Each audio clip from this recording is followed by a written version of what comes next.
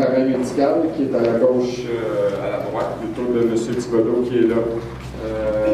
Et après ça, vous pourrez apprendre pourquoi M. a ça.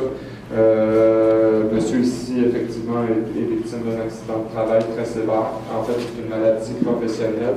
Si on regarde ici, il y a deux volets à cette volet. Il y a les accidents de travail. Vous avez Denis Paiement qui est ici et Chantal Benoît qui représente donc Marc Legault, qui lui aussi est une victime d'accident de travail. Donc ça, c'est un événement instantané. La différence complète de M. Thibodeau ici, lui, c'est une maladie professionnelle. C'est quelque chose qui se développe donc dans le temps. Et selon moi, c'est encore plus grave qu'un accident de travail.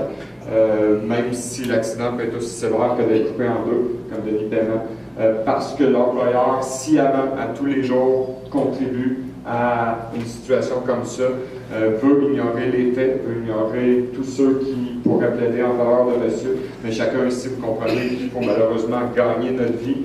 Il faut que l'on continue à travailler. Et puis, tant qu'on n'a pas de preuve du contraire, mais là, on va l'avoir, ben, il faut continuer d'y aller à la job.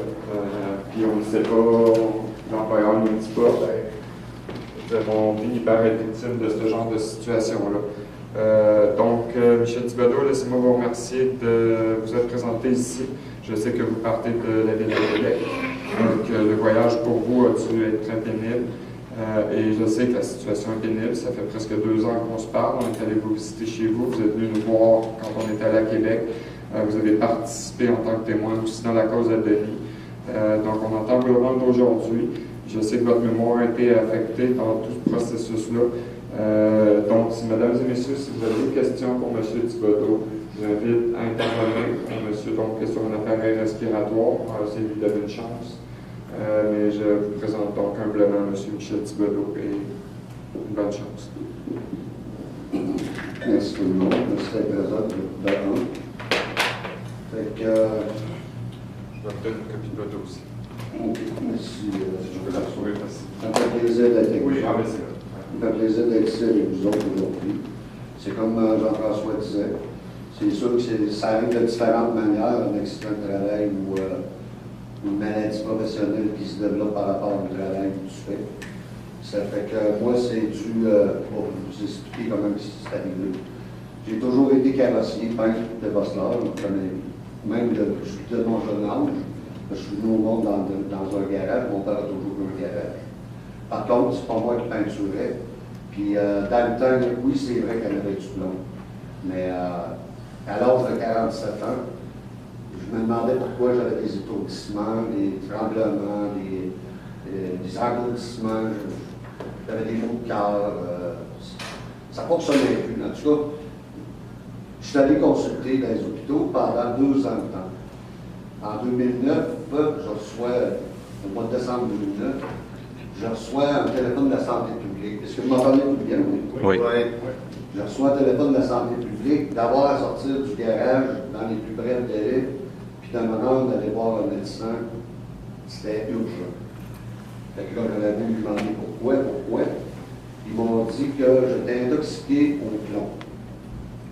Ah ben, j'étais intoxiqué au plomb, je ne me demandais pas pourquoi. Mais tout ce temps-là, moi, je me disais diagnostiqué par des médecins depuis 2017, tout en travaillant, parce que pour gagner notre vie, hein, j'avais une maison, j'avais une blonde, j'avais mon enfant qui c'est moi qui la garde, encore présentement. Elle a 20 ans, j'en ai un autre ici, elle a 31. Fait qu'ils me sont présents dans ma vie. Je suis rendu aujourd'hui grand-papy, une petite fille de 22 mois. Ça fait que je reçois d'autres résultats entre-temps parce que je suis allé voir les dermatologues, j'avais toutes les ongles en cuillère, j'étais intoxiqué au solvant, les solvants, que, à force de travailler avec les solvants aussi, ça avait rentré dans mes pores de peau, ça fait que je vivais au travers de tout ça. C'est qu'est-ce qui m'apportait à avoir des maux de cœur, c'était rendu partout général dans mon corps.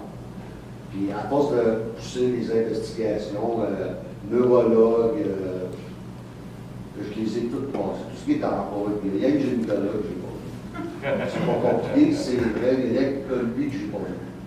Ça fait que là, ils ont tout arrivé avec un diagnostic, parce que l'infectiologue m'a appelé, de me rendre à son bureau. Il m'a dit, M. Thibodeau, dans quoi vous travaillez? Je travaille dans un garage. Il dit, travaillez-vous de la peinture? C'est pas moi qui ai dit dans quel métier je faisais. Là, si j'aurais pu être mécanicien, j'aurais pu être dans différents travails dans l'industrie. Mais il a conclu que c'était dans la peinture qu'il y avait du plomb. Il dit, est-ce que c'était du rouge? Ben, j'ai dit, Chris, t'es quasiment voyant quoi? Je restais bête. Quand il a dit que c'était dans la peinture rouge, qu'il y avait du plomb, qu'il ne voyait pas autrement que là, il attrapait ça. Ben, j'ai avoué que ça faisait 2 heures que je peinturais des camions rouges, toute la flotte de vannes, des camions personnels des travailleurs étaient rouges. J'étais comme assommé. Mais là, à un moment donné, il m'a appris que tout, que j'étais intoxiqué au cadmium. Et, voyons donc, c'est pas ça. Là, le cadmium, ça, c'est. T'attrapes ça, mais dans de la peinture jaune. Il n'y en a pas à part que dans la peinture jaune, du cadmium. Donc là, il m'annonçait toutes sortes d'affaires bizarres. Et moi, je me disais, ça me prend des preuves, je fais ça avec des preuves. Effectivement, il y avait des preuves, puis il n'y allait plus. Ça fait que les épandeuses à cire, l'hiver, on disait. L'hiver, nous autres, on entretient les autoroutes. Fait que, il y a des épandeuses à cire qui sont jaunes. Ça fait que souvent, quand je rentre en dedans, les peinturés, ça fait que le fiume sortait moins bien à l'extérieur. Je respirais toujours le même fiume de jaune. J'ai entendu des choses pour me faire plaisir de vous montrer.